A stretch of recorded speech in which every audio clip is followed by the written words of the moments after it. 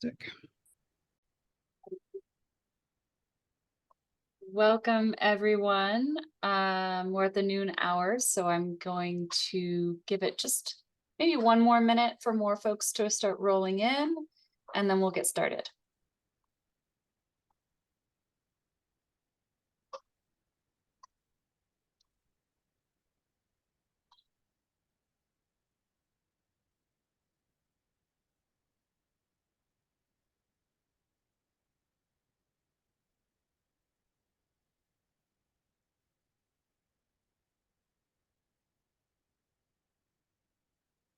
Right. Good afternoon, everyone. I'm Mandy Sladkey from Public Health Seattle, King County, and University of Washington Addictions, Drug and Alcohol Institute. I am here to introduce our amazing team of UW Department of Emergency Medicine physicians who are going to talk about the UW 24/7 buprenorphine initiation hotline. So thank you all for joining us today. We're happy to be here to answer any of your questions and give you an update about what the hotline has accomplished so far and how we can work together to link patients to all of your programs. I'll hand it off to Kaylin and the rest of the team to introduce themselves, and we'll get started. Thanks.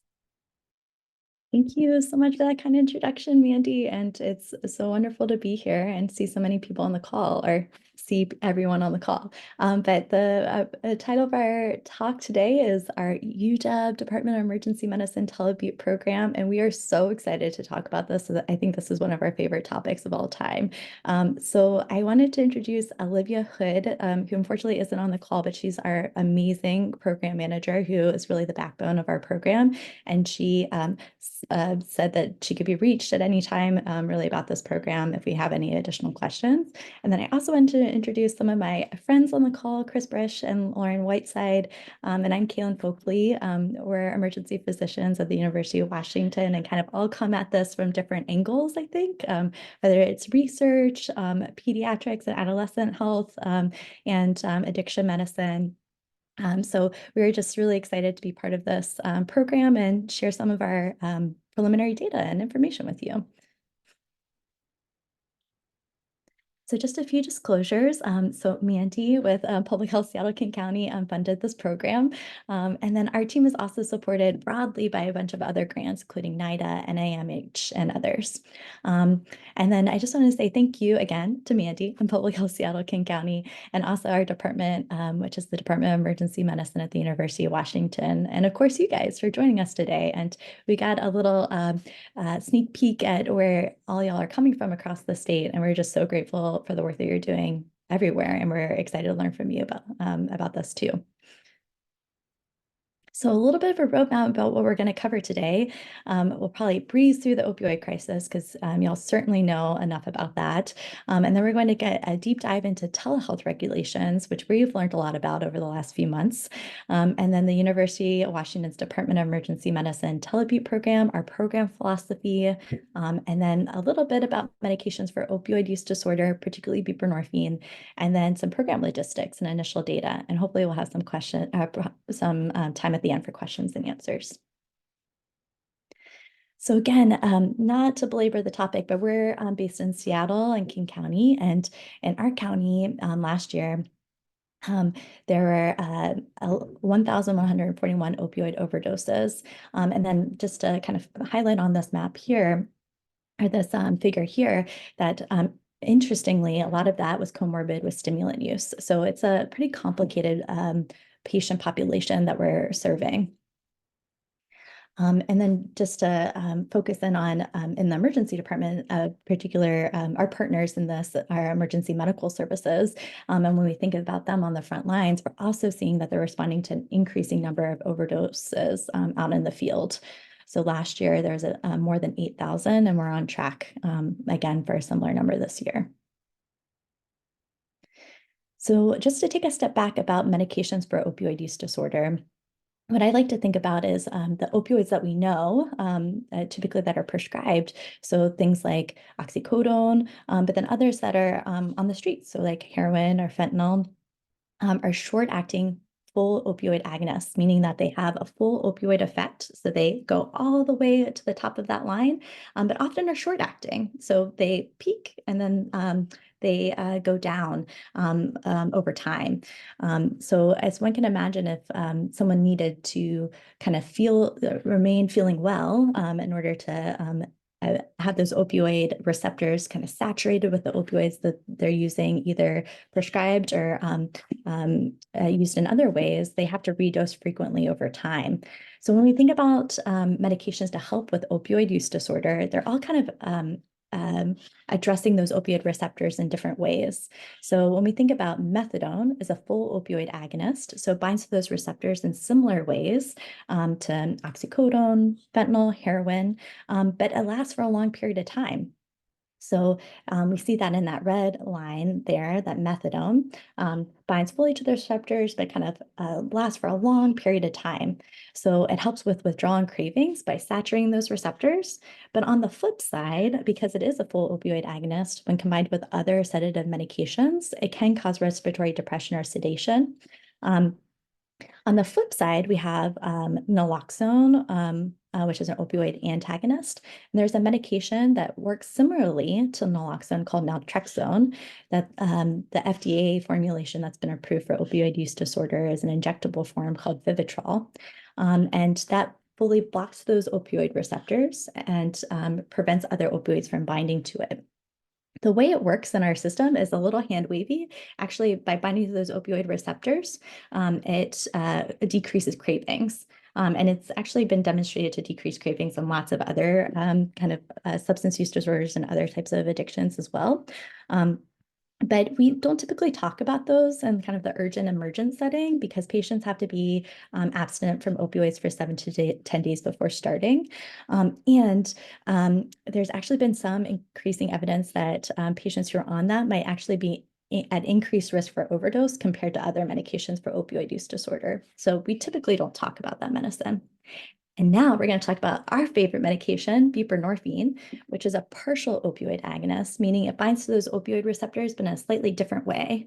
And the reason why it binds to those receptors in a different way actually allows it to help with withdrawal and cravings, but also it doesn't cause some of those negative side effects that full opioid agonists cause, including respiratory depression and sedation, which is pretty exciting.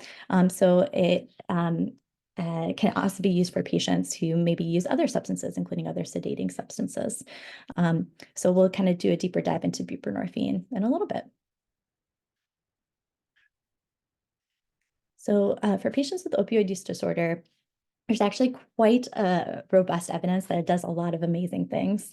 It reduces risk of overdose, reduces ED visits and inpatient hospitalizations, reduces illicit drug use, reduces mortality, improves engagement in treatment, and increases quality of life. And I just want to focus in on that reduces mortality. It reduces mortality by 50%, meaning that's the number needed to treat of 2. So I think Lauren, Chris, and I can say there's very few medications, if any, that is as effective as buprenorphine. So this is looking at medications for opioid use disorder for patients with, medications for opioid use disorder over the last year. So in 2021, 2.5 million adults in the US had opioid use disorder were diagnosed, but only 1 in 5 received medications. And that's methadone or buprenorphine principally.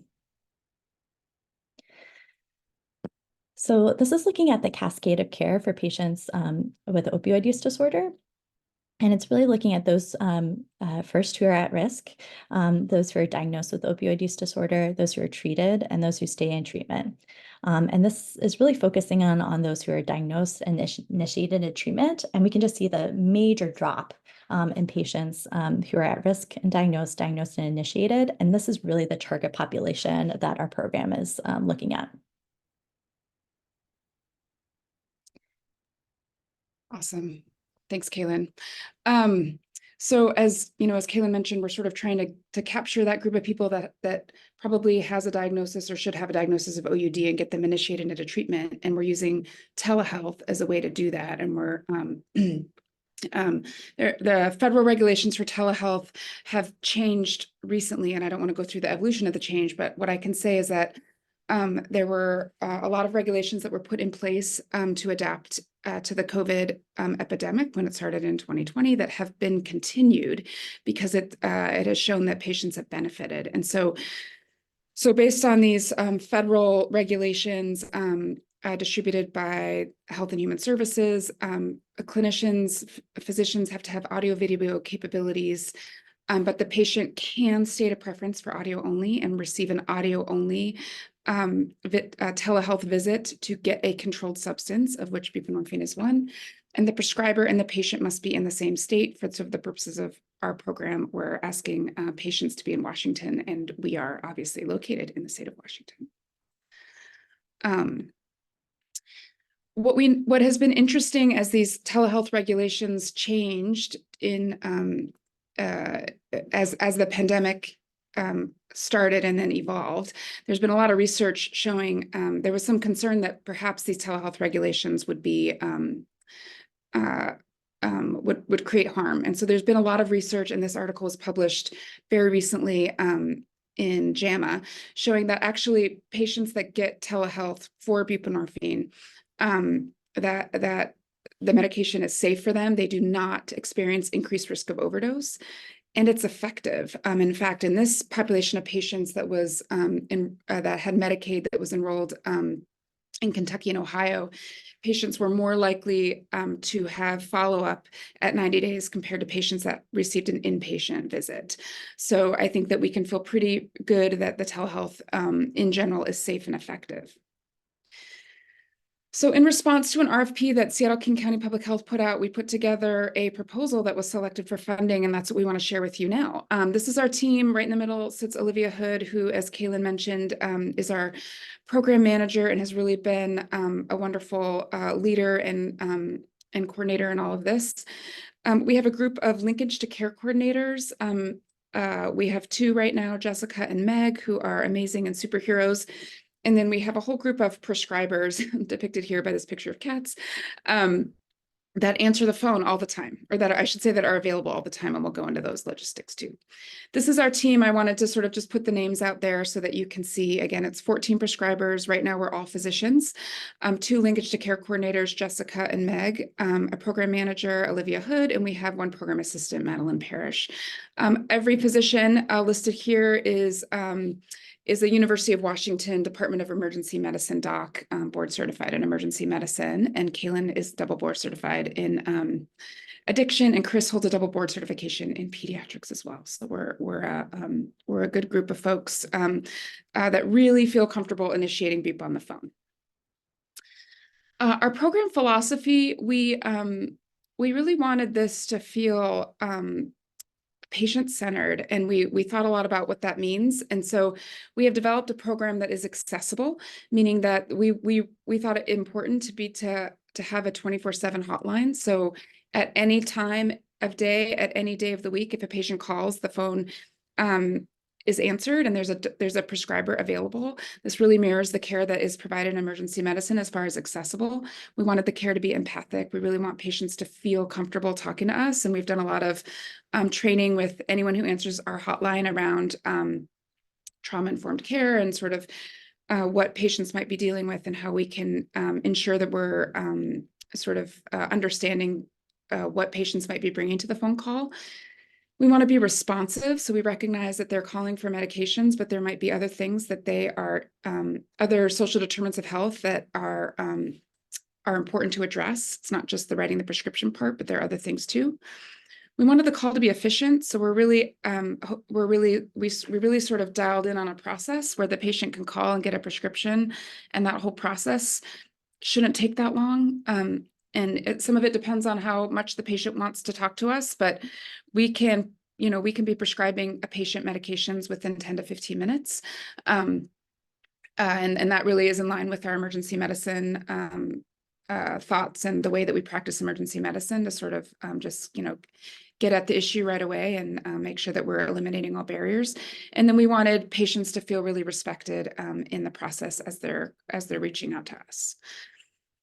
Um, and again, as we were thinking about our philosophy, we sort of dove into current recommendations from both the FDA, the Federal Drug Association, as well as American Society of Addiction Medicine, and some national VA guidelines to come up with how we should be approaching patients. With the lens that some of these guidelines were written in the before fentanyl became so mainstream, and really not with a patient-centeredness in mind. And so we really wanted to strike this balance between safety and safety and efficacy. And so as we were thinking about dose, the risk of underdosing would be failure to initiate treatment, potentially overdose, although we feel like that's pretty theoretical, and continued use of fentanyl. And the risk of overdose or too much buprenorphine prescription for us, we felt we sort of brainstormed together, and the biggest risk we could come up with was diversion, maybe. And we sort of know from the research and anecdotally that diversion is really a problem that is not one to consider as we're considering initiating. So we struck a balance, and our program ascribes to a philosophy of what is currently considered high dose buprenorphine, but I think we as a group sort of think this should be considered a standard dose. So we are starting most patients at least 24 milligrams per day. And we are using other medications to help make people comfortable as they get into enough withdrawal to be able to initiate the medication safely and comfortably. I will say that we've had a lot of patients call us that maybe know what their dose used to be or could be or should be. And so we are being patient-centered and adjusting our philosophy to what the patient is telling us. But we're open enough, and if patients have no experience on buprenorphine, or if we are talking to them and they're using a lot of fentanyl, our program philosophy is to start with this high dose to really make sure that they can have a successful initiation or successful start. Our self-start instructions mirror those from other agencies that are around town. Our University of Washington office-based outpatient treatment program, as well as Pathways, which is the low barrier public health clinic in Seattle. And we've borrowed from the California Bridge program, which started off as an emergency medicine, emergency department initiated buprenorphine program in California, funded by SAMHSA, but has really become a full service information clearinghouse around how to initiate and retain patients on buprenorphine. Our guiding principles are to do no harm with a sort of clear and front understanding that underdosing can be harmful. We choose to be patient-centered, providing a range so patients can really choose what has worked for them, what could work for them. And our guiding principle is also that diversion is rare. These are our self-start instructions that we hand to most patients. We use text and graphics, the graphic representing the strip of buprenorphine that patients might get, and try to make the language on this pretty accessible for all levels. And let me talk through some of our program logistics. So we are, as I mentioned, our program is available for patients to call 24/7. But from 8 a.m. to 6 p.m., if a patient depicted by this purple person calls the hotline rings, and it's answered by one of our linkage to care coordinators, Meg, Jess, or Madeline. That conversation occurs. They sort of get a very warm greeting, and it starts off with some basic information to help us find the patient in our electronic medical record. This is all done as soon as the patient calls. There's no, we'll call you back, we'll set up an appointment. It all happens now as long as the patient is available for that. What we need from patients is confirmation that they're in the state of Washington. We need a name that's on a ID that matches an ID, mostly so that they can pick up their medication with that ID at a pharmacy if the pharmacists are asking for IDs. And we need a birth date and some version of an address so that we can e-prescribe, electronically prescribe, and that is obtained from our linkage to care coordinators. The linkage to care coordinator then contacts the prescriber who's on call that day and might be doing other things, but is very much expecting that they might be interrupted at any time. So that group of 14 emergency docs is not working in the emergency department that day. They are not, in a place where they couldn't get to their phone or computer. Their phone rings, they answer the phone, and they get quickly onto their computer where they're connected to the patient using, we have a Google Voice hotline. We also have capabilities through a program called DoxyMe, where we can do a audio visual visit. So much like a FaceTime or a Zoom call, or we can just do it on the phone right then. And I'll say anecdotally, most patients prefer to just do it on the phone. Some of those things are confirmed, again, really just for documenting that we're complying with those federal regulations, that patient is in Washington, we're in Washington, and we have the right information to be able to prescribe. The provider does a very tailored and issue-based telehealth visit, asking some questions about use to understand their substance use history, their medical history that may impact prescribing, and pretty quickly gets to the issue of prescribing buprenorphine for the patient. We ask patients what pharmacy they'd like to use. If the patient has a preferred pharmacy, we can send it anywhere in the state of Washington. If they don't, we have some pharmacies that we know and can offer patients where they could pick it up based on where they are. We at our computer use electronic prescribing to send it electronically to the pharmacy, and the patient picks it up. So it's really pretty straightforward and seamless. That whole process exists after hours, and by that I mean after from 6 p.m. to 8 a.m., as well as on the weekends. With the exception that we don't have a linkage to care coordinator working during that time. So if our patient depicted in the purple here calls the hotline, it's routed directly to the physician the prescriber who's on call. When this has happened to me, occasionally I'm, out in my backyard or doing something, and I just have a whole conversation with them while I log onto my computer and then start the visit. And the visit again happens, we ensure that they have a University of Washington electronic medical record so that we can capture that visit with documentation. And then we ensure that that patient gives us an address, which is really just required for the electronic prescribing. We have a name and a birth date and an address for the electronic prescribing. It gets sent to a pharmacy and the patient can pick it up. I think that the easy part is the prescribing.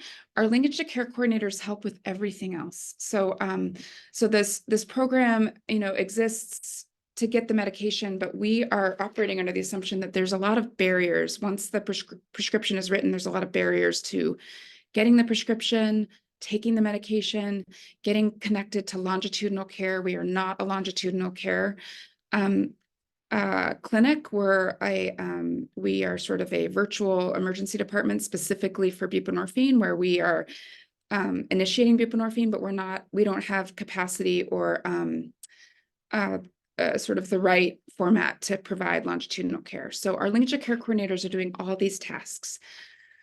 They're assisting with patient triage, and they're reducing barriers to accessing the medication. They reach out to the patient within 72 hours after their first visit to help facilitate linkage to care.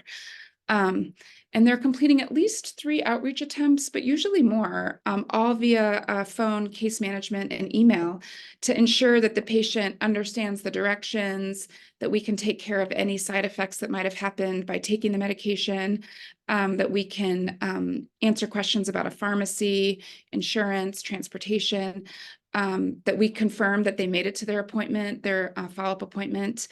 And we have a whole group of referral partners that we've connected to within King County, and over 10 referral partners. And based on, again, patient centeredness and patient preference, whether they're insurance or self-pay, whether they prefer to continue with telehealth or in-person preference, where they're located, and other services that might be important and interesting and helpful to that patient. We have a whole group that can, or a whole group of referral clinics that we've talked with, and we can do a good warm handoff to those clinics so that the patient can continue care. With that, I'm going to hand it off to Chris Burrish, who's going to talk you through our data. Yeah, so awesome. I think before I go any further, actually, Lauren and Kaylin, there was a question in the chat earlier that maybe we should just stop and address real quick, since I think we're going to have plenty of time. Just asking, what are the dangers of being on buprenorphine, but also continue to use, other full agonists. And I feel like personally, like it's a lot safer. I think people on a good dose of bupe, because it's partial agonist, are a lot less likely to experience the respiratory depression and overdose. But I wanted, since you guys are real experts, I wanted to give you a chance to weigh in on that. Yeah, Kaylin, you're our addiction medicine provider, so I'll let you weigh in on that. Sure. And I think there are lots of addiction medicine providers on the call too. So if others have thoughts, feel free to weigh in the chat. But yes, I think the harm reduction, like grounded in harm reduction, getting any buprenorphine in your system reduces mortality. So I think for patients who use other opioids, being on buprenorphine as a partial agonist really at any time is great. So in the outpatient setting, I often talk to patients who are maybe not sure they want to be on buprenorphine long-term, is like being prescribed as kind of like as needed for withdrawal. So being able to prescribe patients the medication, have them be able to just take it when they want to or they need to. So I feel totally comfortable with that. I think it combined with other sedating medications, there is a potential risk of causing increased sedation. So when patients are on benzodiazepines or gabapentin or other types of sedating medications, there could be a risk of kind of polypharmacy or kind of like mixed intoxication that could cause respiratory depression, sedation. So I often talk to patients about that when I'm prescribing, especially when they have those medications on their list or they're known to also use benzodiazepines or other sedating medications like alcohol. But I, again, feel like it's much safer than using a pill that you don't know what's in. So I totally feel comfortable continuing to prescribe buprenorphine in that setting. There's really not a substance that a patient is on that would keep me from prescribing buprenorphine. I think the major thing that I talk to patients on are really about precipitating withdrawal. So just when starting the medication, just kind of knowing if you're using other opioids, particularly methadone, and trying to use buprenorphine soon after that. So just counseling them about kind of the safe times to use and safe times to start buprenorphine. And that includes like, if they use buprenorphine and then wait a day or two, it's probably safe to continue their dose with using opioids in between. So I think it's just having those nuanced conversations and just centering the patient's experience about all those things. Yeah. Yeah. I usually have to kind of dumb some of these things down to understand them a little bit. And I would just say that almost anything that we like, there's nothing that we can do that's more dangerous than what patients are already doing, it feels like, and so I agree with everything that was just said. So I'm going to go through some of the data. There are some really amazing questions coming into the chat, and we can, some of those are going to be addressed here in a few slides, and some of those we can come back to in the Q&A section. So thank you. Just keep them coming, and we'll make sure we get to them. So we've served, I think when I made this slide, it was like 104 patients or 106 patients. We've done some QI and data pulls on the first 92 in going through our records. And you can see it's a fairly diverse group of patients that we have served. The majority of them are white and the majority of them are male. And so, oops, I'm sorry, Lauren, there you go. And a bunch of our patients, 16 of them, I think at this point, had been previously incarcerated. And I have to say, we're not asking this question routinely. This is information that people are volunteering. And I put this up here just because we know that this is a particularly high-risk group to die of an overdose, right? People that have been abstinent for a while because they have been incarcerated and go and return to using their sort of usual dose are way more likely to die of an overdose. So I feel like we are hearing from a really potentially high-risk group of folks, which just makes me feel like this is even more important. 97.5% of the people we talk to, I think, have been diagnosed with OUD. We have had 1 or 2 people call for chronic pain, which is not really what we're set up to do. And so we've had a few people call, I guess, just kind of be like, is this thing for real? And we're like, yeah, it's totally for real. And they're like, awesome, awesome. So, but of the patients, almost everybody has met the criteria for OUD, and then has been, and 100% of those patients have been prescribed buprenorphine. I think if you go to the next slide there, Lauren. We are still working on getting a hold of all the people we talk to. People only answer the phone when we call, at least on the first attempt, about 52% of the time. So of the people that we know of, there's only 3 so far that have decided they didn't want to pick up the medication. We're still working on tracking down a lot of other people. Sometimes it takes 5 or 10 phone calls for our linkage care coordinators to actually get a hold of people, and we communicate with them by text and by, and calling and just trying to find the right time of day to get a hold of them. I finally heard back from one of the patients we were trying to get a hold of at about like 12:30, 11:30 last night. So it's just, you gotta find the right time to talk to them. I think next slide, please. And the other thing I would say that I didn't put in the slides is we have been tracking this. I think somebody asked a question about this. We've been tracking this through phone, if they're calling the patients back, but we have also been able to look into the PMP just to make sure that things are going the way that we want them to go. And of all the people that pick up the prescription that we have sent them, and the majority of them do, 60% of them have gotten a second prescription filled, usually from somebody else. We've had a few people call us back because they've had a hard time linking to care for one reason or another. But the vast majority of people are following up with our friends in the community, with some of the people in the chat, and getting ongoing prescriptions for buprenorphine. And 60% is about twice the rate that we see that happening for people who get started in the emergency department.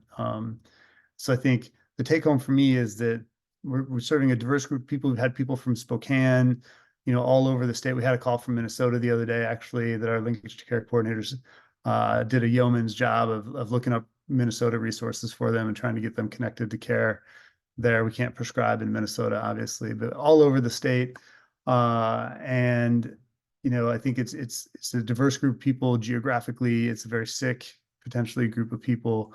But they're doing a great job of getting into care and sticking with it, at least through that second prescription.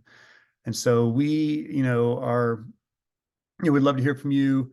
If you're having trouble, or your patients are having trouble kind of using our resources, we really want to hear about that, right? Because it takes a long time, I feel like, to build up a good reputation in the community as a group that's helpful and easy to use.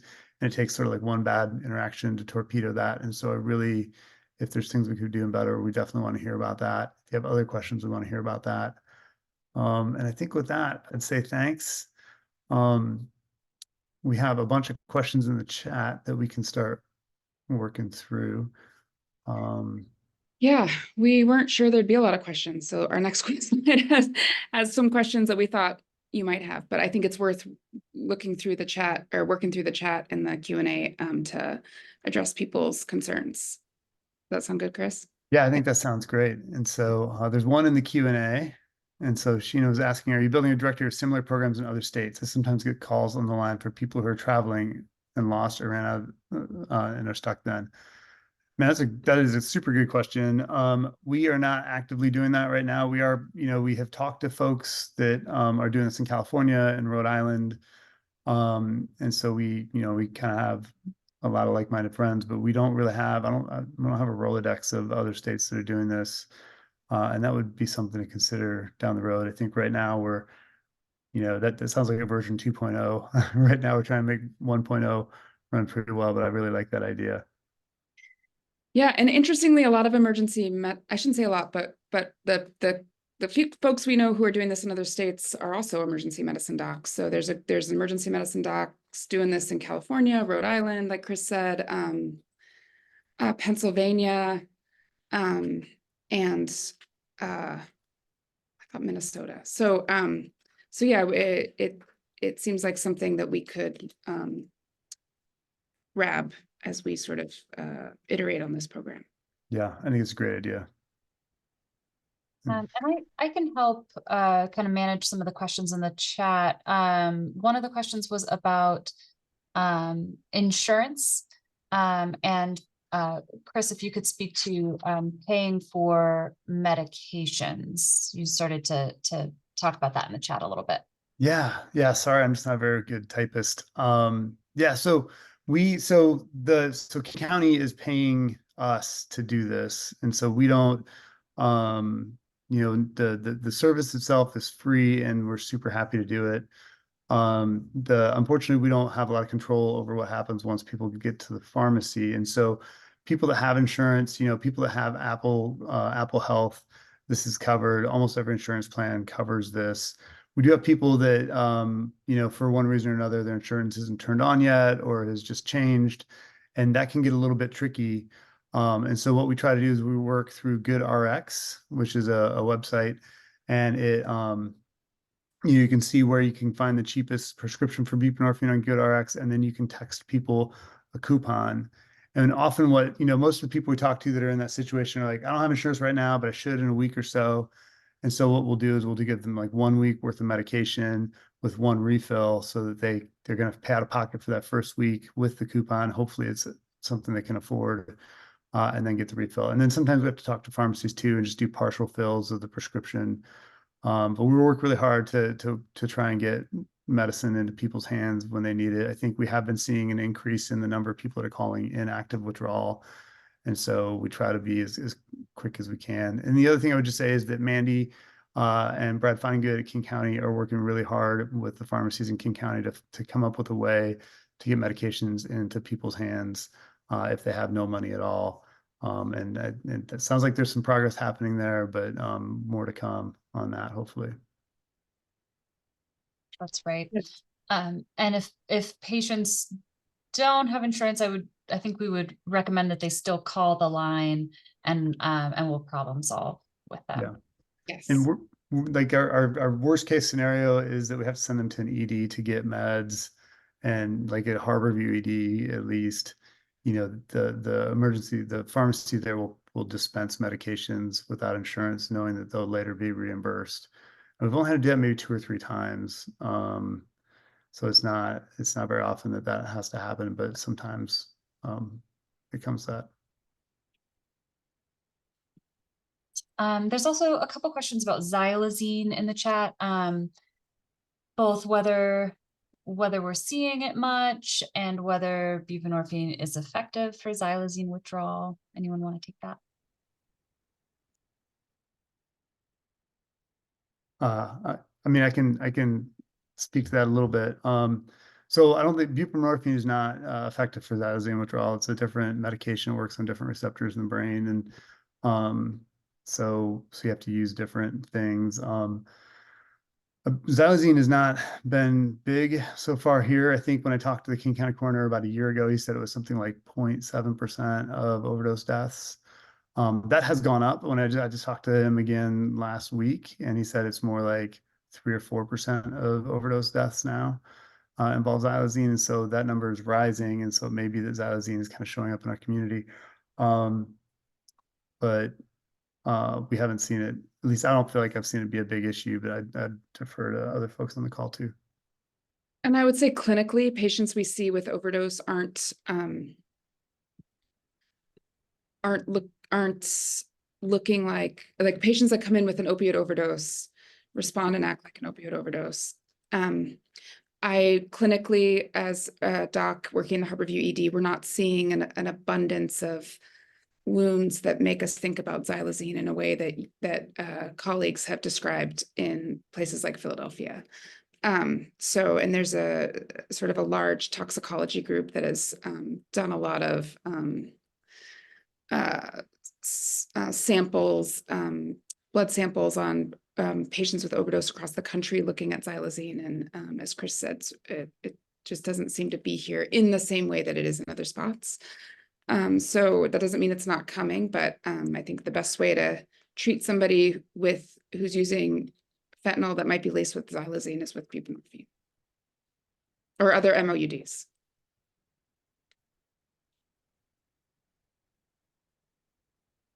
Thank you. Another question was around tracking linkage to care.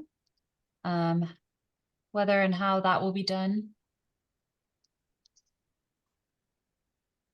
Yeah. I mean, right now we are tracking it through calling the patients back and trying to just to ask them if they have established care. So our linkage care coordinators are really doing the lion's share of that work. We do look also, again, like I was mentioning, at the PMP, which I think it is a nice way of picking up people that we can't contact on the phone, because we can see where they got their next prescription from and how much it was for. And so we see, like going through the PMP, we see a lot of neighbor care in there. We see a whole lot of Boulder care in there, and a lot of OBOT. And so it's nice to just know that people are still getting the care that they need. They're still in care, and see some of the difference where they're going. I'll also say part of the reason we're doing, I mean, this sounds obvious, but it was surely different from what we see in the emergency department. So part of the reason we're doing all of our follow-up with linkage to care by phone is because patients are calling us by phone. And of course that is obvious, but in the emergency department, a lot of patients don't have phones.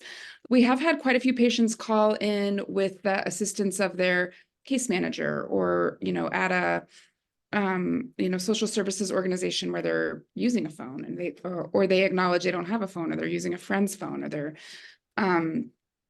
doubling up at a friend's house, and it's a friend's phone and they don't have a phone. And so we're doing, Meg and Jess and Madeline are really trying to find people. And as we talk to people, we're acknowledging that phones may be limiting. And so, getting an email, or giving people, trying to do some of that linkage to care right out of the gates, referring them to places that have walk-ins, have walk-in capabilities or after-hours capabilities, places like Pathways, so that when we have them in that one moment, we talk about everything. We talk about BUP, we talk about other medications, we talk about where they could follow up, and then we say, and we'll do our best to find you in the next couple days, but if we don't, we've talked about everything.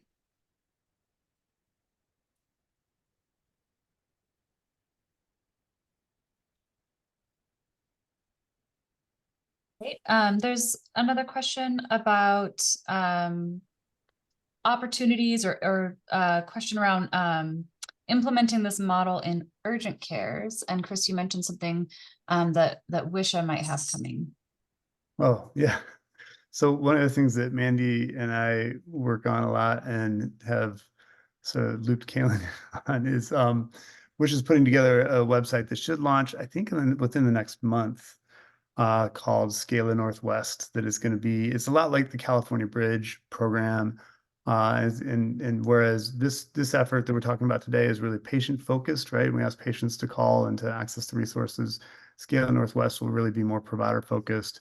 And it's really all about how to set up a BUP and methadone program in your emergency department, and how to approach people. And it's got, a bunch of different treatment protocols that will launch initially that are kind of basic BUP and methadone protocols. And then we're working right now on, we have adolescent protocols that go out with the first kind of raft of things. And then we'll have some stuff for MOUD and pregnancy that's coming out hopefully a few weeks after that.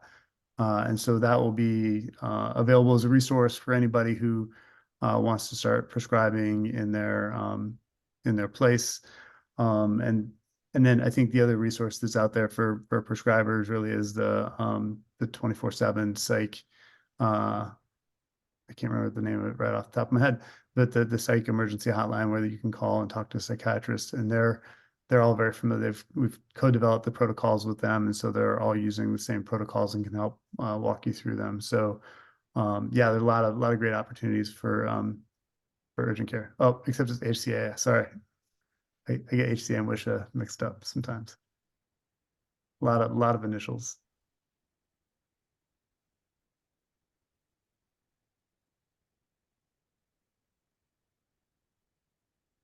I see a question from Tanya Christiansen, Dr. Christiansen, about have you considered partnerships with detox programs and residential SUD facilities? I see a lot of barriers to MOUD in these settings, despite state requirements for them to offer / facilitate it. That is a great question, a very interesting question. We've had some calls from patients in detox facilities or in residential facilities or in a hospital or in an ED, and you know, we are unable to provide medical care to somebody in a facility already getting medical care. So we are attempting to use that situation to feedback to those specific groups about the need of their clients and their patients. And so that's one. And number two, I'd say we've reached out specifically to Valley Cities, the detox program here, and some of the EDs around how we can help facilitate for patients maybe before they get there or once they leave, so that we can be working together. But we've had some good preemptive conversations with Valley Cities.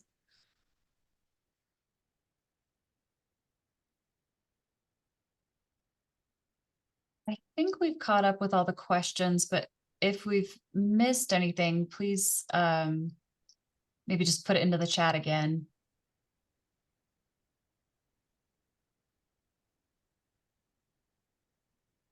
Yeah, thanks you guys for all of the questions. I think y'all have covered most of the ones that I put in FAQ.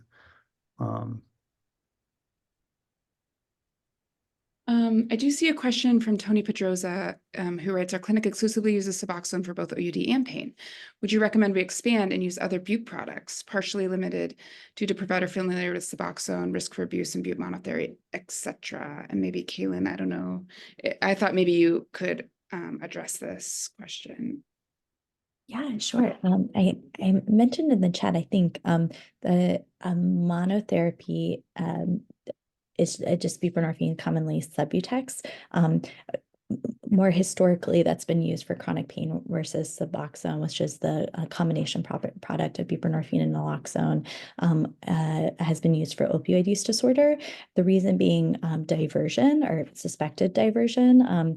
The idea is that the naloxone in the Suboxone, if it's taken as prescribed underneath the tongue, then it would just kind of pass through the system and not be digested, not cause withdrawal. But if used in other ways, like injected, then it would cause withdrawal symptoms. This has led to some interesting conversations just generally, because I think this also came up in the chat of like, what is the risk of diversion of Suboxone? I have not anecdotally heard of many patients, or really at all, using Suboxone for kind of euphoria or any other reason other than to help address their symptoms of withdrawal and cravings. So my concern about withdrawal is very low. And I think I can go on the record and say, I am more than happy to prescribe more than enough for a patient so that if they ever needed it in the future or needed it for a friend, I would be okay. So I am not at all concerned. So I find a major barrier to talking to patients about Suboxone often is concerns about Subutex. Mostly because patients are worried about that naloxone component causing withdrawal symptoms. That might, when I explore that with patients, sometimes that's actually precipitated withdrawal or under treatment of their withdrawal symptoms. I think that's worth exploring. But there are some patients who do have a reaction to that naloxone component. So if getting them on a medication for their opioid use disorder is prescribing Subutex versus Suboxone, and that's kind of like the barrier that they have in their mind to get started on their medication, I would be more than happy to prescribe it. I think the major barrier is really from insurance and cost. I know someone put in the chat that Subutex, if you use GoodRx, is actually cheaper than Suboxone, which is also interesting. But often insurance barrier requires a pre-authorization prior to prescribing Subutex compared to Suboxone because it's not on formulary. And I think that has to do with the kind of opioid use disorder concern for diversion versus chronic pain. So kind of in summary, it would be amazing if we could just prescribe all buprenorphine products to all patients as they need it, but I think the cost is often the issue. And then I think just tied into that too, I'll just put a plug for long-acting injectables, including Sublocade and Brixadi. I know Lauren and Chris, who are on the call, are part of a randomized control trial looking at Brixadi and getting folks started on that in the emergency department, and seeing patients in the outpatient setting, both on Brixadi and Sublocade, do extraordinarily well. It's just really giving me hope and optimism for patients who would otherwise have difficulty taking medication every day, given many factors. And I think what's especially exciting is that Medicaid is now covering both long-acting injectables without a prior authorization, which is really amazing. And it kind of opens up the door, I think, for patients who might encounter like the emergency department and other settings like that. And then the other thing I will just mention with the randomized control trial that Lauren and Chris are a part of, which will soon publish the results, hopefully, is that it's also really exciting to think about patients getting on buprenorphine who historically have had a difficult time either doing a high dose start or a low dose start, being able to use Brixadi as kind of that bridge. And I think that will show hopefully good promise in the future. So I would just put a plug for like, keep a lookout for kind of long-acting injectables on the horizon and how that can impact our various clinical settings. And I know that the concern around diversion was brought up a couple times already, but I wonder if one of you might want to expand on that a little bit and talk about patients trading the medication, like what was put in the chat, and maybe like why that's not something we're super concerned about. Yeah, I mean, I can try and talk. I'm sorry, I'm trying to figure out how to get these slides downloaded, and for some reason they do not want to come like off out of the ether and onto my hard drive so that I can just copy and paste them in the chat. I think of course officially the answer is you shouldn't give people medicine that's not theirs, right? And you shouldn't trade medicine with people, and you shouldn't give people medicine. But I feel like there is. I mean, I will say that as a pediatrician, small children that get their hands on buprenorphine can get very sick and die from it. And small children should not get buprenorphine, right? The milligram per kilogram dose, especially if they're using like 8 milligram or 12 milligram strips or films, is a lot for kids. So please don't let kids get into it. Having said that, those things are impossible to open, and I think they're well packaged. So of course, people shouldn't divert medicines. They shouldn't give people medicines that are not prescribed to them.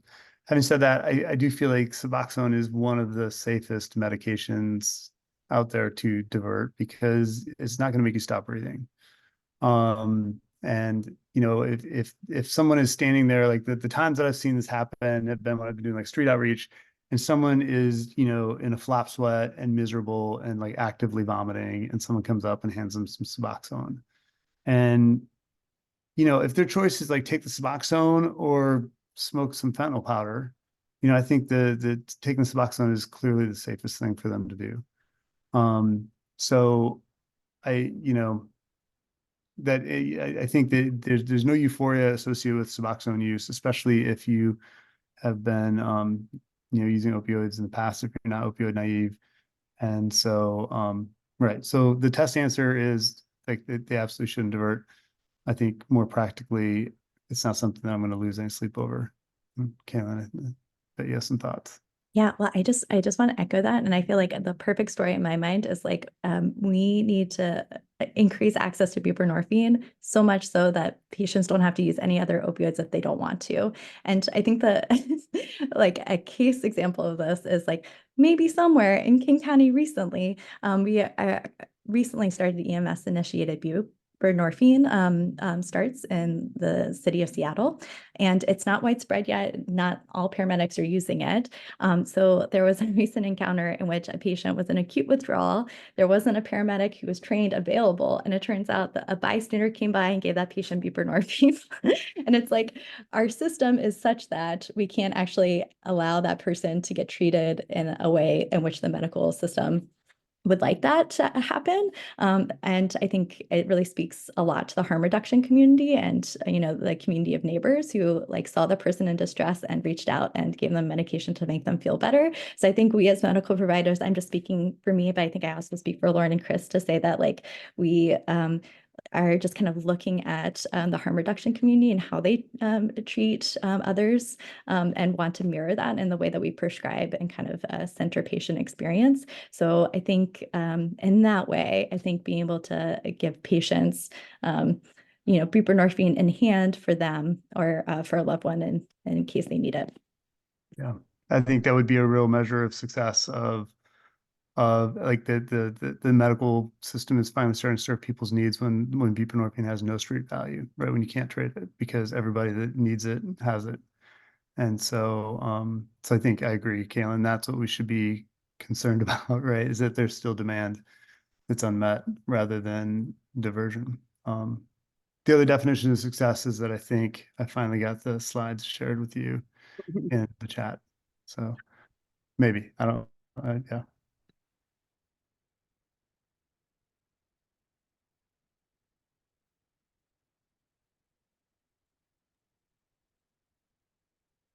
Wonderful. Any last minute questions, comments from our esteemed providers in our last few minutes? The only thing I'll say is please reach out to us. We would love to hear from you, hear about your experiences, hear from your clinic, hear what your clinic is like so that we can understand as we're referring patients to you about what they can expect, who's there, things like that. And likewise, if you have any questions about our program, or if you have had a patient that didn't go as well, like we want to hear feedback. We started this like 2 days ago, it feels like. So January 2nd isn't that long. We've had 100+ patients, but plenty of room to grow and learn and iterate. So we're still in that phase, and we would love to iterate with all of you. Yeah. And also just can't thank enough King County and Brad and Mandy for making this happen, and Olivia, who's not here, for doing all the work behind the scene. I mean, it's been a big lift and it's taken a lot of really strong hands to make it work. And so and thank you to everybody who's been seeing our patients and follow up and sending us patients, and also thanks for the patients for putting up with us. So Thank you so much. And